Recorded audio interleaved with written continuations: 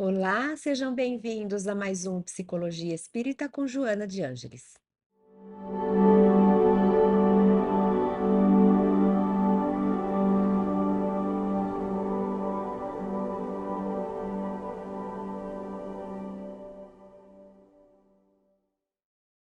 Hoje nós vamos falar sobre o capítulo 15, Jesus e tormentos. E vamos pensar um pouquinho antes sobre essa palavra, tormento. Interessante porque eu fui fazer uma pesquisa, eu gosto sempre de olhar a origem da palavra, como que ela era utilizada lá no início, por que que ela foi criada, o que que a humanidade quis expressar quando criou essa palavra. E eu encontrei uma coisa curiosa, porque ela também foi utilizada lá atrás como sinônimo, como nome, como um substantivo de uma máquina de tortura, de guerra. Ou seja, existia lá um instrumento que era de suplício, que era um instrumento de tortura daqueles que eram aprisionados durante os conflitos, as guerras, e esse objeto de tortura se chamava tormento. Então, o tormento era um objeto que gerava tortura, dor e sofrimento. E a partir daí é que se começou a usar. Então, quando eu digo assim, nossa, eu estou atormentada, é como se eu estivesse sendo torturada. Nossa, mas isso é um tormento que eu estou passando. Mas essa situação, ai, que tormento que é essa situação. É como se eu estivesse dizendo, nossa senhora, que torturante que é essa situação. Como ela me tortura. E o que que é passar por uma tortura? Passar por uma tortura é ser submetido a uma dor, a um sofrimento, a um ferimento contra a sua vontade. Né? Então a gente começa a pensar: será que eu, quando falo, estou vivendo um tormento, significa que algo de fora me pegou e me sequestrou, uma força me condicionou a passar por isso, eu estou sofrendo porque alguém está produzindo em mim esse sofrimento? Quem é esse outro que me tortura? Essa é a pergunta que eu queria fazer. Se nós entendemos que tormento é esse lugar de ser torturado, de ser machucado, de ser supliciado, de sofrer, de sentir dor, a pergunta é: se eu estou passando por um tormento, se algo me atormenta, se existe um tormento na minha vida, quem é esse torturador que me atormenta? Quem é esse que produz para mim essa situação de tortura, de dor e de sofrimento? Quem é que gerou em minha vida? Quem me sequestrou na guerra do dia a dia, na guerra, na batalha do dia a dia? Quem é que foi lá, me sequestrou e agora está me atormentando? Está me produzindo dor e sofrimento? Seria mais fácil para a gente falar é o mal, é o ser diabólico, é o inimigo, é o fulano que não gosta de mim. Porque aí eu me coloco numa condição de vítima. Eu não sou responsável pelo tormento que estão fazendo comigo. Eu estou sendo vítima. Olha como eu sou uma pobre coitada. Surgiu aqui um tormento que agora me tira o sono, que agora me dá dor, que agora me aflige, que agora me faz sofrer, não sei de onde veio. Estou sendo torturada, não sei por que que eu estou sendo torturada, não mereço. Então, quando nós nos colocamos nessa situação, identificando um outro desconhecido, que eu não sei quem é, de onde vem, e ele é que causa em mim, eu me isento da responsabilidade dessa história. Mas se a gente acredita no que o Espiritismo ensina, principalmente na lei de causa e efeito, na lei do livre-arbítrio, que garante que você vai ser responsável pelo seu próprio caminho, porque você é livre para escolher o seu caminho, então aquilo que você vai encontrar é o que você quis encontrar. Porque quem te levou para aquele caminho foi você, com o seu livre-arbítrio, ninguém te empurrou, ninguém te forçou. Eu já não posso mais me sentir como se eu tivesse sendo capturado pelo meu inimigo, por esse do mal, e que agora me põe nesse tormento, nesse aparelho, e agora me faz sofrer, me faz sentir dor, esse outro esquisito, esse inimigo, esse ser que eu não sei quem é. A gente não pode se sentir nessa condição porque ela não faz sentido, ela não fecha com a nossa crença na reencarnação, no livre-arbítrio, na lei de causa e efeito. Então eu preciso pôr um espelho diante de mim e me perguntar: Cris, por que que você se atormenta com isso? Cris, o que você fez para ter gerado nesse momento da sua vida tal tormento? Cris, como você deve ter vivido no passado, analisando o que você está encontrando no seu presente em termos de tormentos? Se nós temos consciência de que somos herdeiros de nós mesmos, então todos os nossos tormentos das nossas vidas, eles têm DNA nosso. Eles têm endereço de entrega. É a gente na vida passada fazendo uma compra por internet e mandando entregar o tormento hoje aqui, nesse endereço, nesse lugar, nesse momento. Quando a gente toma consciência disso, primeiro que é desconfortável, dá uma certa raiva, a gente quer falar, eu não faria isso comigo, mas a gente faz, porque a gente não sabia que ia fazer. A gente não pensou um pouquinho além, a gente fez uma coisa na hora que era bem gostosa, bem favorável para a gente, e não pensou em como aquilo ia repercutir depois, no futuro.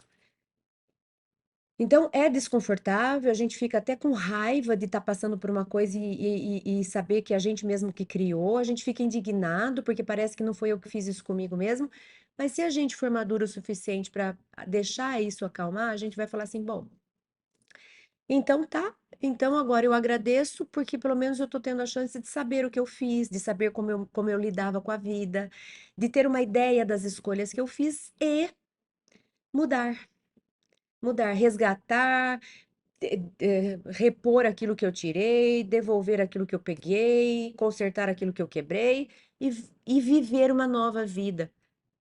Uma nova vida em que eu haja melhor para não mandar de novo endereçado para mim um tormento lá na frente. A internet vai entregar lá na frente um tormento. Tá aqui, Cris, você que escolheu aquele dia que você preferiu o caminho mais fácil, aquele dia que você estava com raiva de alguém, fez uma intriga. Você gerou um tormento, tá chegando hoje no seu endereço. Pega que é seu, né? Pega, lida aí que o filho é seu. E eu lembrei de um trecho que tem no Evangelho segundo o Espiritismo, capítulo 7, capítulo que fala dos pobres de espírito, no item 11. Capítulo 7 do Evangelho segundo o Espiritismo, item 11. E é um trecho bonito, ele é meio poético, e diz assim, esse recorte que eu trouxe. E tu, donzela, pobre criança lançada ao trabalho, às privações, por que esses tristes pensamentos? Por que choras? Dirige a Deus, piedoso e sereno, o teu olhar. Ele dá alimento aos passarinhos, também tem-lhe confiança, desculpa, tem-lhe confiança, ele não te abandonará. O ruído das festas, dos prazeres do mundo, faz bater-te o coração. Também desejaras adornar de flores os teus cabelos e misturar-te com os venturosos da terra. Dizes de ti para contigo que, como essas mulheres que vês passar, despreocupadas e risonhas, também poderias ser rica. Oh, cala-te, criança! Se soubesses quantas lágrimas e dores inomináveis se ocultam sob esses vestidos recamados, quantos soluços são abafados pelos sons dessa orquestra rumorosa, preferirias o teu humilde retiro e a tua pobreza. Conserva-te pura aos olhos de Deus, se não queres que o teu anjo guardião para o seu seio volte, cobrindo o semblante com suas asas brancas e deixando-te com os seus remorsos sem guia, sem amparo, neste mundo onde ficarias perdida a aguardar a punição no outro. Então, dessa forma poética, esse espírito faz como que se ele tivesse sondado o coração de uma jovem donzela que via passar diante de si as mulheres ricas, adornadas, requintadas, indo de festas em festas e rindo. E esse espírito capta os pensamentos dessa donzela pobre e abandonada. E essa donzela queria ser uma daquelas mulheres ricas e bonitas e adornadas. E esse espírito benfeitor diz para ela: que ilusão que você carrega, achando que elas vivem numa paz e numa alegria? Pobre criança, não.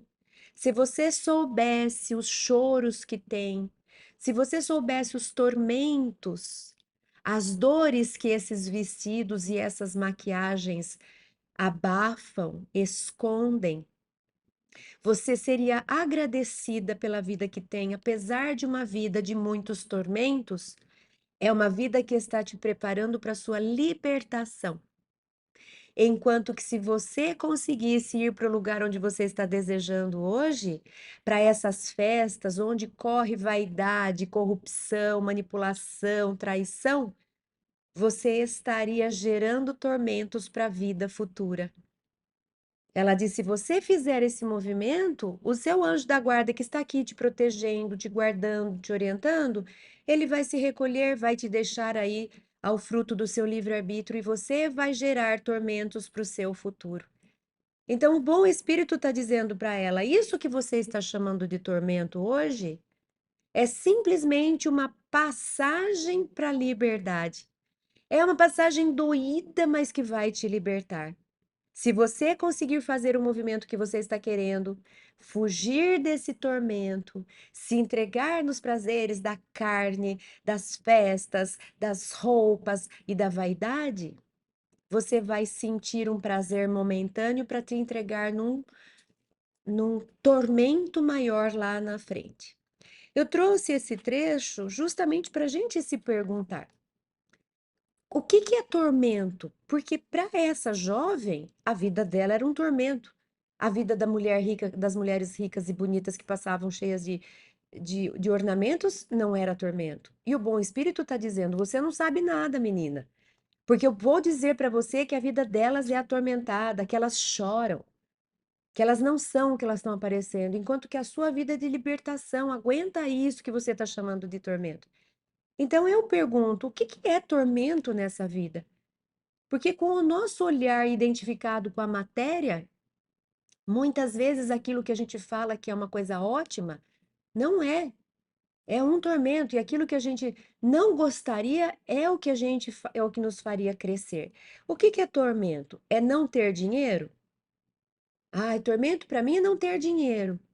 Pois muita gente vai dizer que tormento é ter dinheiro. O que que é tormento para você? É não ter um relacionamento? É não ter um relacionamento? Muita gente vai dizer que o tormento da vida é justamente o tal relacionamento que ela tem. O que que é tormento para você? É não ter um emprego? Pois muita gente vai dizer que justamente o tormento da vida é ter aquele tal emprego. Então é interessante porque a gente vai se questionando. Primeiro, se a gente olhar por vários pontos de vista, a gente vai mudar de opinião, e aquilo que parece tormento não é, e aquilo que não parecia tormento, na verdade, é o que é.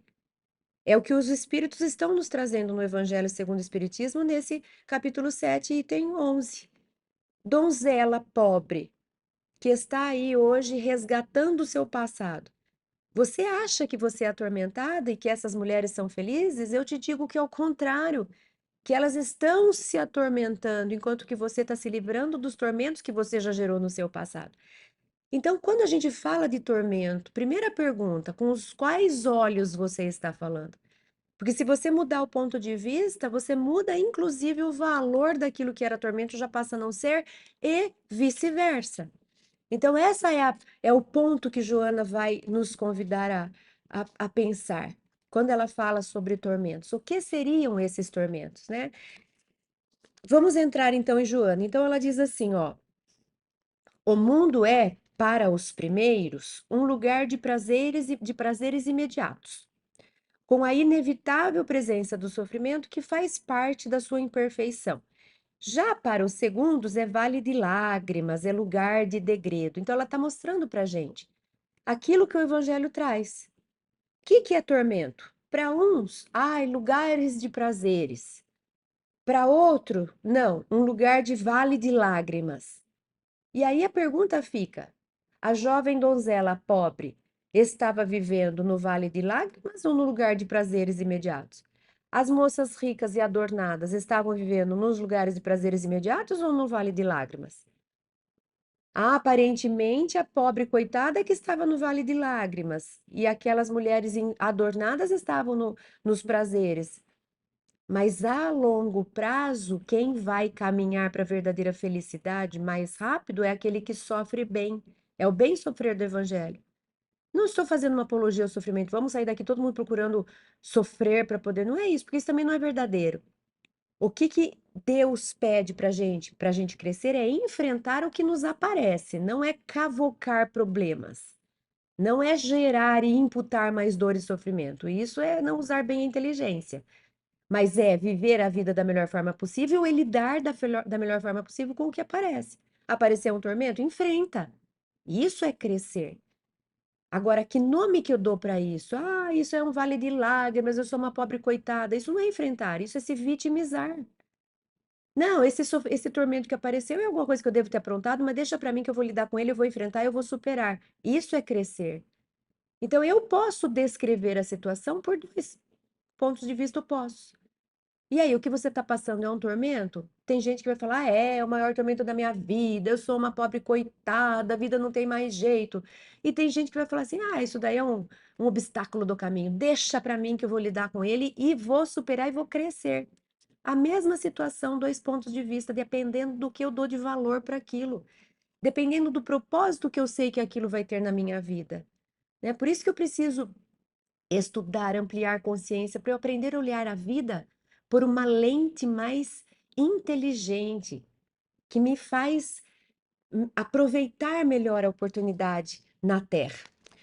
Joana continua. De um lado, a simplista informação do nada após a morte. Então, se eu não acho que vai ter nada após a morte, eu tenho que viver a vida da melhor forma possível aqui, com os maiores prazeres, porque depois acabou mesmo. Aquilo que eu fizer de errado aqui, eu não vou resgatar, eu não vou ter que devolver, eu não vou ter que reconsiderar. Então, vamos aproveitar e fazer o máximo de estrago possível para viver a vida egoística. Se eu não acredito que eu vou responder por aquilo que eu faço, por que que eu vou me dedicar a ajudar, a fazer o bem, a limitar minhas paixões, a ser uma pessoa melhor? Vamos curtir a vida adoidada e boa, né? Então, de um lado, a simplista informação do nada após a morte. Do outro, a fatalidade pré-estabelecida violando os códigos do querer, do lutar e do vencer. Uma e outra corrente do pensamento conduz invariavelmente aos tormentos.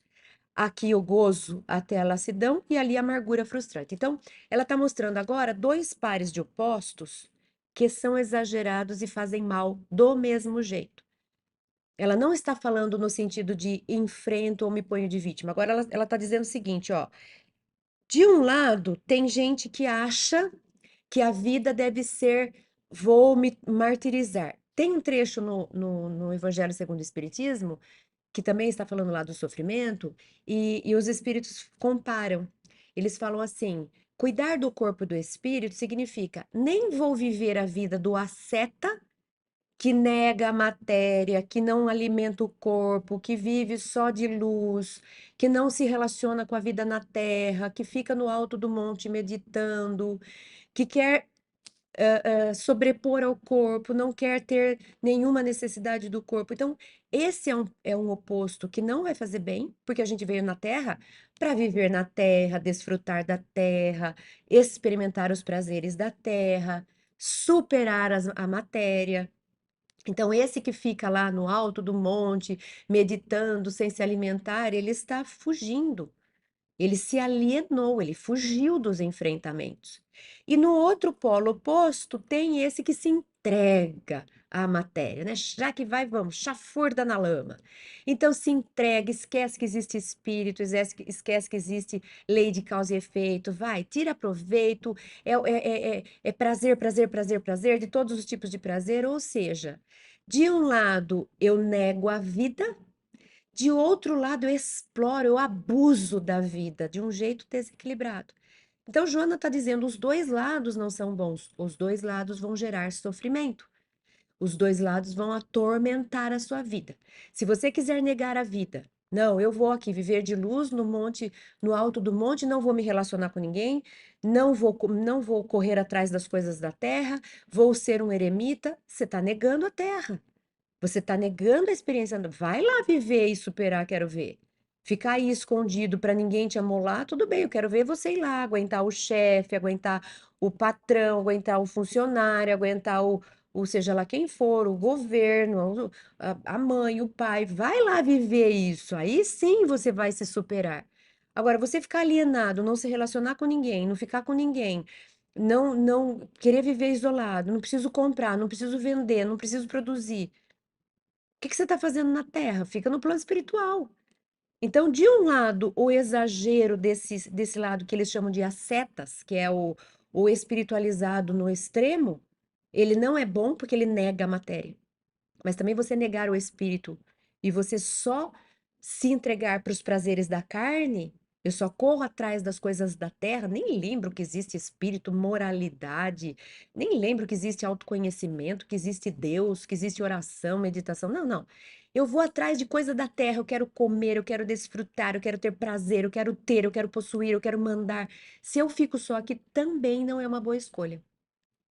Aqui eu me atormento de um jeito, aqui eu me atormento de outro jeito.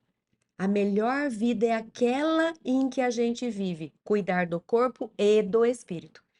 Em que eu vivo na terra, desfruto da terra, convivo com a terra, mas com a intenção de crescer em espírito.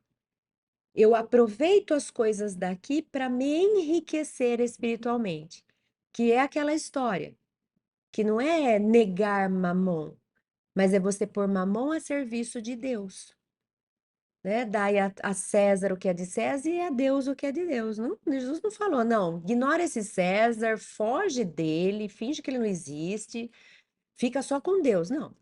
Vai lá, o que é de César você dá, cumpre os seus deveres, paga as suas contas, produz o seu trabalho para você sobreviver, desfruta da terra, mas dai a Deus o que é de Deus.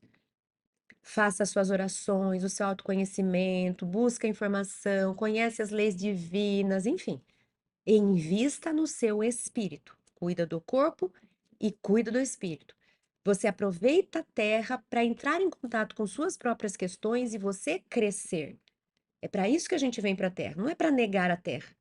E também não é para se entregar às coisas da terra e fingindo que não existe nada mais. Então, Joana começa falando dos tormentos desses dois lados opostos, que ora eu me atormento porque eu nego a terra, ora eu me atormento porque eu só existe a terra, eu nego o espírito. Então, eu preciso dos dois, do corpo e do espírito, para eu poder me desenvolver aqui. Eu trouxe uma frase que é de um estudo que uma vez eu fazendo um estudo, procurando um estudo até para a área da pedagogia, eu me deparei com um artigo científico muito interessante. Ele me marcou, eu vivo carregando ele comigo.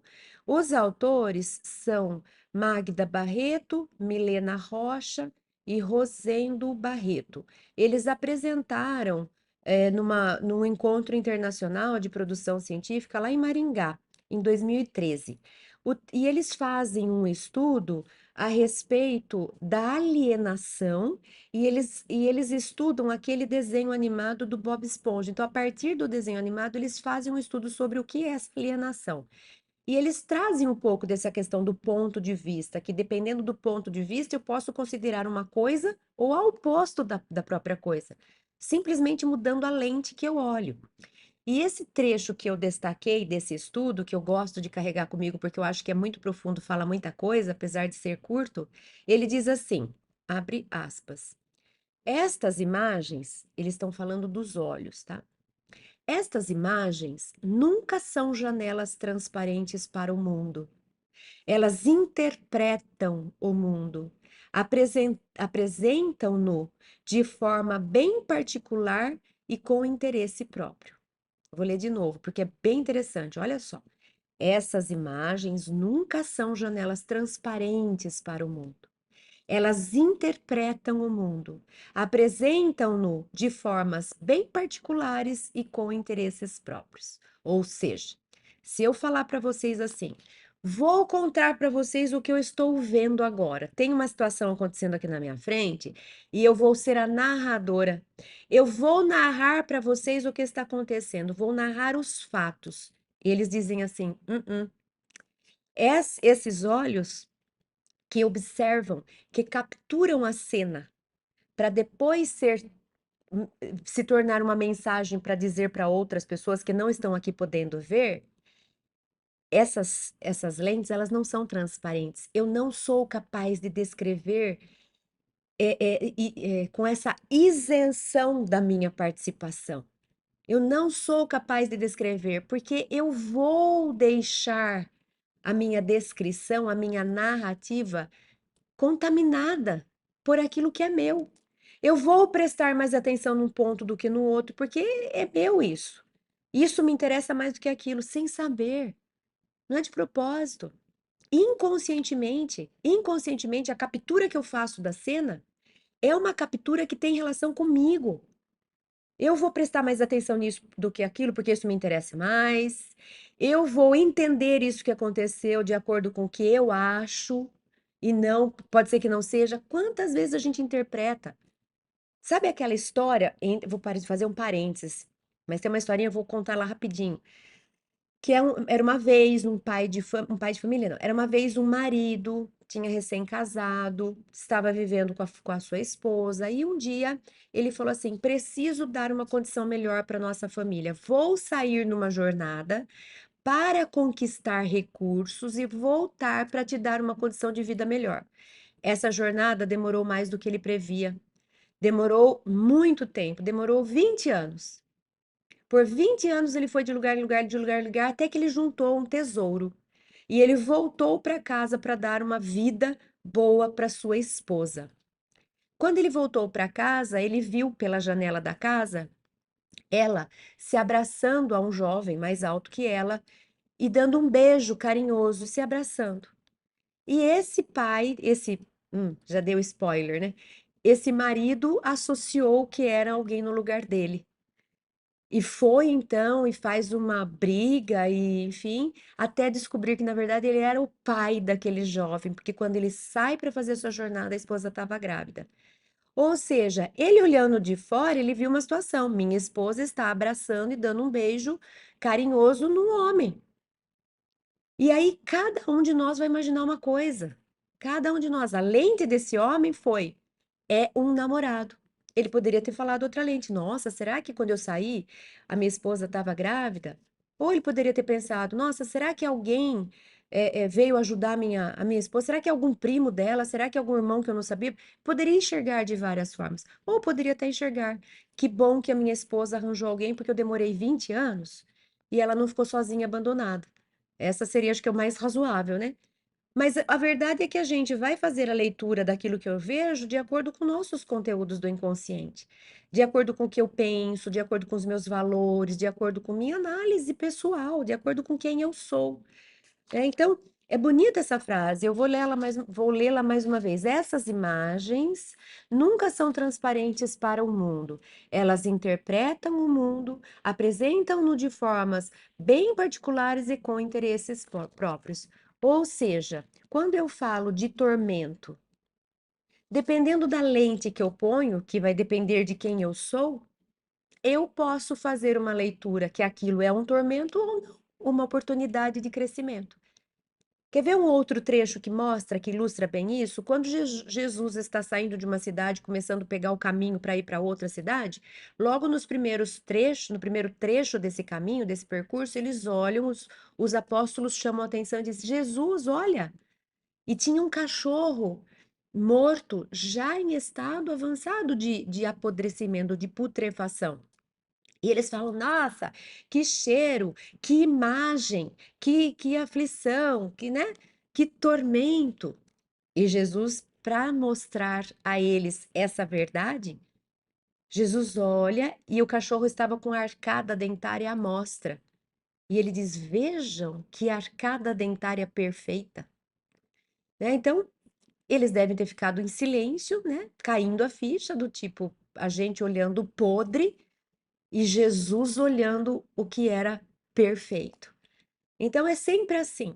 A gente nunca diz a respeito do que é real.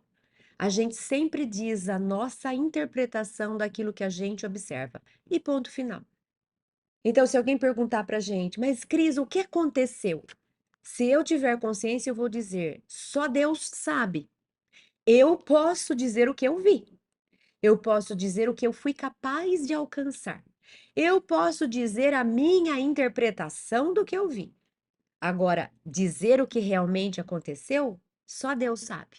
Porque cada um que vai observar está observando por uma lente e vai produzir uma narrativa, vai produzir uma interpretação, vai produzir uma história. Eu conto história das coisas, eu não conto as coisas.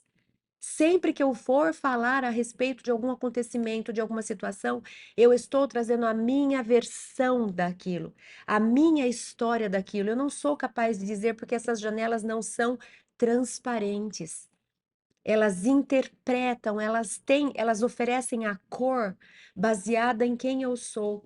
E tem gente que tem mais uma cor de um jeito, mais uma cor de outro jeito, tem gente que analisa mais de forma mais sintética, tem gente que floreia e por aí vai. Tem gente que presta atenção mais num ponto do que no outro. Então, Joana diz assim, se referindo a Jesus, não condenava as condições terrenas e não as exaltava. Então, veja, o ponto de vista de Jesus nos mostra muito. Jesus em nenhum momento ficou encantado com os poderes daqui, com as riquezas, com as belezas que nos instigam, né? Jesus não se atormentou pelas coisas do mundo, não quis posse, dinheiro, fama, riqueza, beleza, não quis. Mas também não ficou impressionado e também não se atormentou pela alma humana ainda muito selvagem, primitiva, corrupta até hoje, né? Jesus não se atormentou pelos, pela fome, pelas misérias, pelo mal, pelo sofrimento. Não. Jesus não se atormentou com as coisas da terra e Jesus não se atormentou com as dores da terra. Nem com as riquezas da terra, nem com as dores da terra. Porque ele não condenava as coisas daquilo, entendia, faz parte. Tudo isso faz parte. Se encantar com as coisas da terra faz parte. São crianças ainda, gostam dessas coisinhas brilhando. Ah, mas também os tormentos, as dores faz parte, vão crescer apesar disso. Com isso vão crescer. Jesus enxergava muito profundamente, o seu ponto de vista era muito profundo. Na posição de mestre, ensinava como se deveria utilizá-las, as coisas da terra, respeitando-as e com elas gerando alegria entre todos e abençoando-as. Jesus nunca falou, ai, isso daí é superficial. Jesus usava o que precisava usar. Tem uma comida boa? Vamos comer a comida boa. Tem uma casa boa para a gente se proteger e dormir bem? Vamos dormir. Se eu tenho uma casa para dormir bem, por que que eu vou dormir ao relento? Ah, hoje não tem casa para dormir, Jesus. Vai ao relento mesmo. Tá tudo bem. A gente não. A gente se atormenta porque quer uma casa boa, a gente se atormenta porque não tem casa boa. Jesus estava tudo bem. Tem uma casa boa, vamos desfrutar. Não tem uma casa boa, vamos dormir aqui, tá tudo certo. Jesus não se atormentava nem pelo excesso da coisa, nem pela escassez da coisa. Ele simplesmente aceitava a vida como ela é e desfrutava da vida como ela é, né? Eu lembrei de um trecho e eu trouxe aqui dois trechos, na verdade. Um está lá em 1 Coríntios 6:12. Eu falei desse trecho, inclusive, no estudo passado. Todas as coisas me são lícitas, mas nem todas as coisas me convêm. Todas as coisas me são lícitas, mas eu não me deixarei dominar por nenhuma. Olha que bonito. Todas as coisas são lícitas, estão aí. O mundo é esse aí, ele oferece tudo isso daí, tá tudo aí, tá tudo certo. Agora, você tem que ser maduro, o suficiente, consciente o suficiente, responsável o suficiente para falar: não vou fazer isso porque isso vai me gerar problema. Vou me dedicar mais àquilo porque aquilo me faz crescer. É o uso das coisas que me faz crescer. Então, não é a coisa em si que é errada, que é certa, que é pecado, que não é pecado. É como eu me relaciono com as coisas que faz com que aquilo se torne um bem ou um mal, para mim e para os outros. E aí tem um outro trecho que fala exatamente isso, que está lá em Romanos 14:14. Então, Paulo diz assim: Eu sei e estou certo no Senhor Jesus que nenhuma coisa é de si mesma imunda, a não ser para aquele que a tem por imunda. Para esse é imunda. A gente não fala que a beleza está nos olhos de quem vê? Não é só a beleza que está nos olhos de quem vê. Tudo está nos olhos de quem vê. Eu analiso uma cena e eu posso fazer uma interpretação da cena por um lado positivo ou por um lado negativo. Ai, que cachorro que está apodrecendo e está cheirando mal. Olha que arcada dentária linda. Não é a coisa em si que é imunda ou não é imunda. É os olhos que observam a coisa que dão valor para a coisa e tornam ela imunda ou não. A gente não fala que a diferença entre um remédio, um medicamento e um veneno é a dosagem? Não é o princípio que é bom ou mal. Esse princípio químico tá ali, é uma coisa, é lícita. Mas a forma como eu uso, ela é imunda? Não. Ela é um princípio químico que a natureza produziu. Agora, se eu pego esse princípio e trago a minha intenção de transformá-la no medicamento, eu faço ela ser um bem para a humanidade. Mas se eu pego esse princípio e trago minha intenção de me livrar de alguém e transformo ela num veneno e mato alguém, ela se torna um mal para a humanidade. Quem transformou aquilo no mal? Não é a coisa em si, é o meu mundo interior que se relacionou com aquilo e deu valor e transformou aquilo num remédio, numa cura ou numa morte, num veneno. Para tudo é assim. O dinheiro é do mal? Não. Nossa, graças ao dinheiro a gente mata a fome de um monte de gente. Mas graças ao dinheiro também eu me corrompo, eu corrompo os outros, eu prejudico pessoas. A beleza física, ela é um mal? Não, não. Pela beleza física a gente estuda estética, a gente é agradável de se olhar. Mas eu posso usar a beleza física para seduzir, para tirar proveito, para manipular. O que mais que a gente pode falar? Os títulos, o currículo, ele é imundo, ele é puro? Não, tanto faz se você estudou na faculdade X ou se você não estudou. O que você faz com isso que é problema? Porque eu posso pegar aquilo que eu estudei e tirar proveito daquilo para prejudicar, para mentir, para ser egoísta, para pegar coisas que não são minhas. E usei a minha inteligência, minha capacidade cognitiva, meus conhecimentos para prejudicar. Como eu posso usar isso para ajudar, para criar melhoria para a sociedade, para fazer o bem comum. Eu posso pegar a minha ignorância e, da mesma forma, ainda que eu seja ignorante, eu consigo fazer com o pouquinho que eu sei muitas coisas. Eu posso ajudar a estender a mão de acordo com o meu tamanho, de acordo com a minha condição. Ou eu posso pegar a minha ignorância e tirar proveito dela. E me vitimizar porque eu não sou nada, porque eu não posso, porque eu não consigo, alguém que vai ter que me atender, eu vou ter que receber ajuda financeira porque eu não tive oportunidade. A coisa em si não é o problema. Ela pode ser problema ou solução, dependendo de como a gente se relaciona com aquilo. Joana diz também: os tormentos humanos procedem da consciência de culpa de cada criatura. Dos profundos arcanos da individualidade surgem as matrizes das aflições que lhe estabelecerão no ser como processos depuradores, facilitando a instalação das enfermidades, dos tormentos, das insatisfações. Então, Joana está lembrando a gente aquilo que nós começamos falando. O tormento que aparece na minha frente, ele veio encomendado. Eu, eu mandei aparecer na minha frente nas minhas escolhas passadas.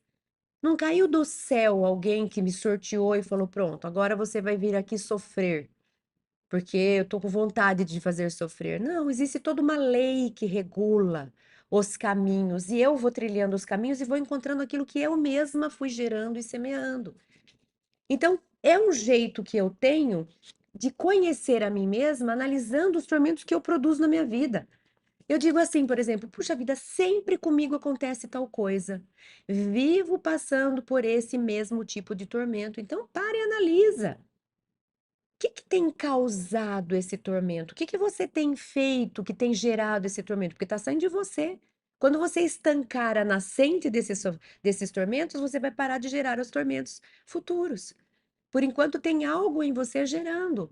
Vai investigar para saber o que que é, né? É uma oportunidade de autoconhecimento. Eu trouxe mais um trecho aqui agora de Mateus que diz assim, Mateus 15:11.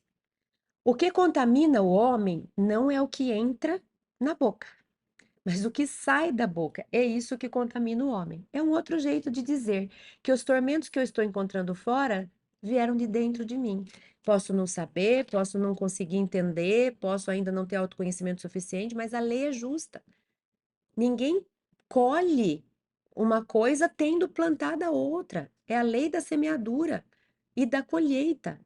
Então, ao invés de reclamar, me sentir de coitada, vai analisar os tormentos da sua vida para entender quem é você. Porque dependendo de quem eu sou, eu gero um tipo de tormento, ou eu gero outro tipo de tormento. Então, analisando o tormento, eu consigo constatar quem eu sou. É uma oportunidade de autoconhecimento a gente analisar o que a gente tem sofrido. Continuando com Joana, ela diz assim: os teus tormentos atuais são tormentos que engendraste em vidas passadas. Ela continua dizendo, a gente que cria. Agora ela vai dar alguns exemplos, ó, algumas dicas de como a gente faz essa busca para entender o que que eu devo ter feito. Vamos analisar o que você está passando hoje. Então, Joana diz assim: atormentaste com impiedade e agora sofres sem conforto. Afligiste sem misericórdia e ora padeces sem afeição. Inquietaste com perversidade e hoje te perturbas sem consolo. O teu íntimo é um caldeirão fervente. Os conflitos se sucedem e saís de um para outro desespero. Fobias, complexos, recalques dominam-te a paisagem mental e te sentes um fracasso. Então ela está dizendo, vai analisando. Ah, hoje o meu tormento é ser sozinha. Pois é. Vamos para o polo oposto? O que que você deve ter feito quando você estava cheio de gente ao seu redor? Provavelmente você não cultivou boas amizades, hoje você está sozinha. Provavelmente você tirou proveito daquele monte de gente que você tinha no passado, usou mal, abusou, não valorizou, descuidou, e aí você perdeu. Ah, hoje o meu tormento é não ter uma boa saúde. Então, mais fácil ainda. Como é que você deve ter cuidado do seu corpo nas vidas passadas, para ter gerado no perispírito marcas que estão se tornando hoje doenças, dores, desconfortos, sofrimentos? E por aí vai. Ah, o meu tormento é ser mãe, é não ser mãe. Então, como é que você lidou com a maternidade, provavelmente nas vidas passadas? E é isso, a gente vai lidando hoje com o fruto que a gente plantou lá atrás. Ao invés de reclamar e se sentir coitada, vamos pegar esse fruto e falar, então meu problema está aqui, ó. Meu problema está no relacionamento. Ah, meu problema está na maternidade. Meu problema está não sei aonde. E eu vou prestar atenção nisso e vou melhorar nisso, vou investir nisso, vou me aprimorar nisso. É simplesmente uma forma da gente se conhecer. Por isso é que existe aquilo que me perturba hoje, para eu enxergar fora o estado emocional dentro, o estado psicológico dentro, né?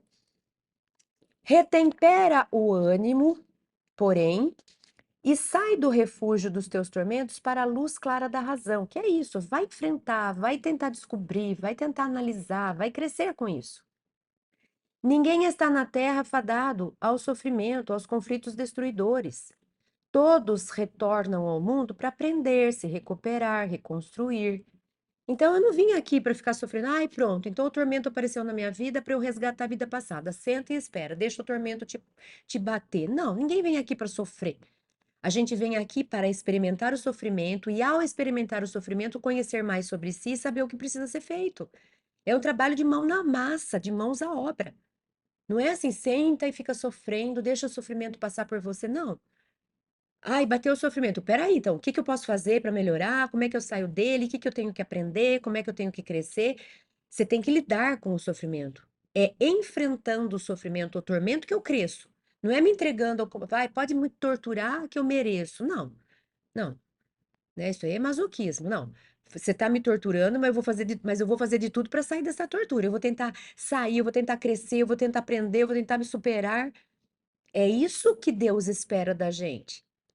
Quando a gente tá sem querer, a gente encosta a mão num objeto quente e vê que vai queimar, a gente tira. A gente não fica lá, não, deixa queimar mesmo, para eu aprender, para eu nunca mais pôr a mão. Não, né? Eu não preciso ficar sofrendo. Eu pus a mão, vi que queima, eu tiro, né? É esse o objetivo. Doeu, eu tiro. Eu tenho que aprender com aquilo. Eu pus a mão, quem mandou pôr a mão agora fica aí mesmo, vai sofrendo. Não, não é isso. Então o sofrimento bateu, peraí, eu tenho que sair dele. Eu vou correr atrás, o que que eu preciso mexer na minha vida? Eu preciso mais isso, cuidar mais da saúde, eu preciso cuidar mais da mente, eu preciso olhar mais meus relacionamentos, eu tenho que dar uma parada, eu tenho que dar uma agitada. O que que é que eu preciso fazer? O tormento vem para nos tirar do lugar, não é para ficar entregue sentindo o sofrimento, não é isso que faz crescer. O que faz crescer é o enfrentamento do sofrimento. Aí sim. Joana diz, disse ele, né, Jesus, porque ela traz agora aquele trecho em que Jesus está lá num jantar e aparece uma mulher carregando um unguento, que é um óleo muito especial, caro, que se usava em doses pequenas, tanto para perfumar quanto para massagear. E ela derrama aquele óleo assim, com gosto, imagino, né? Com gosto nos pés de Jesus e massageia, e limpa os pés, e massageia e cuida dos pés. Imagina que eles andavam naquele deserto com sandálias, imagina quanto que o pé era maltratado, né? Então ela faz esse cuidado e o anfitrião fica analisando aquilo inconformado.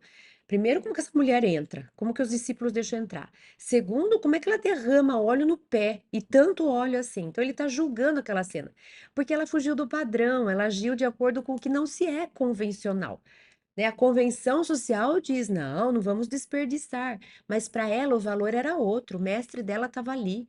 Não tinha nada que ele não merecesse. Todo o dinheiro do mundo ela ia ofertar, porque nada era mais precioso do que a presença dele ali. Ela queria, de alguma forma, poder oferecer um mimo para ele. Porque o que que você vai oferecer para Jesus, né? Então, Joana está se referindo a esse trecho, e ela diz assim: disse ele, né, Jesus, ao anfitrião que o censurava mentalmente por aceitar a atitude da pobre atormentada, que era essa mulher que lavou os pés de Jesus com óleo caro. Jesus diz: ela muito amou, e por isso os seus pecados lhe serão perdoados. Fitando-a com ternura e afeição, recomendou-lhe: vai-te em paz, a tua fé te salvou. Então, Jesus estava dizendo para ele que ela estava livre, ela estava expressando o amor de qualquer forma. O óleo é caro, não é caro, serve para isso. Que diferença faz? Que diferença faz? O importante era a atitude dela era fazer um bem para ele. A atitude dela era expressar a gratidão, o amor que ela sentia pelo mestre. E isso foi valorizado. Enquanto que o outro engessado, não, porque socialmente esse óleo é muito caro, não se deve aplicar nos pés. Olha que mente pequena, que mente travada. Quem estava atormentado nessa situação? Ela, a mulher que lavava os pés de Jesus, ou aquele que estava inconformado que a mulher estava usando um óleo caro nos pés de alguém? Né? Então, o que que é tormento? Às vezes a gente está olhando um monte de gente que fala, esse é atormentado, aquele é atormentado, e quem sou atormentada sou eu, né? É o alienista lá do Machado de Assis. Quem é o atormentado? Às vezes eu estou sob uma condição de um padrão social e estou condicionada, doutrinada, e quem pensa diferente, eu falo, é um atormentado, sendo que ele está livre. Eu só não estou entendendo o que ele está fazendo, porque eu é que estou atormentada por essa castração de pensamento. E aí, quem pensa diferente de mim, eu julgo como um atormentado, sendo que o atormentado sou eu, que quero que todo mundo pense igual, haja igual, faça igual, seja condicionado igual. E um trecho, então, que a gente termina com esse trecho, que é o ponto central da história, é o amor, porque Jesus fala: o amor te salvou, vai. É, esse amor que você trouxe, que você ofereceu para mim, é isso que faz com que a gente se livre dos tormentos. Então, Joana termina dizendo: o amor que se converte em reparação de erros é a eficiente medicação moral para todas as chagas do corpo, da mente e da alma. Quer superar os tormentos? Quer produzir menos tormentos no futuro? Invista em amar. E aí, amar é isso. Amar é projetar luz para dentro que vai ser refletida fora.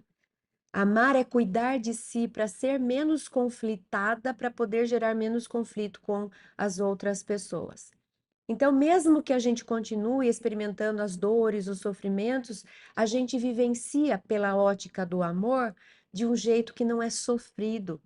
A gente aceita que os tormentos nada mais são do que aulas mais difíceis para a gente crescer mais, né? Quanto maior a prova, maior o crescimento. Ao invés de me sentir uma pobre coitada, passando por um tormento, eu vou dizer: oba, mais uma chance de eu me conhecer, de eu me superar, de eu resgatar o passado e de eu me transformar para o futuro. Então, vamos lembrar daquele trecho também do Evangelho segundo o Espiritismo, quando os Espíritos falam que a resignação é o consentimento da emoção, a obediência é o consentimento da razão e a resignação é o consentimento do coração.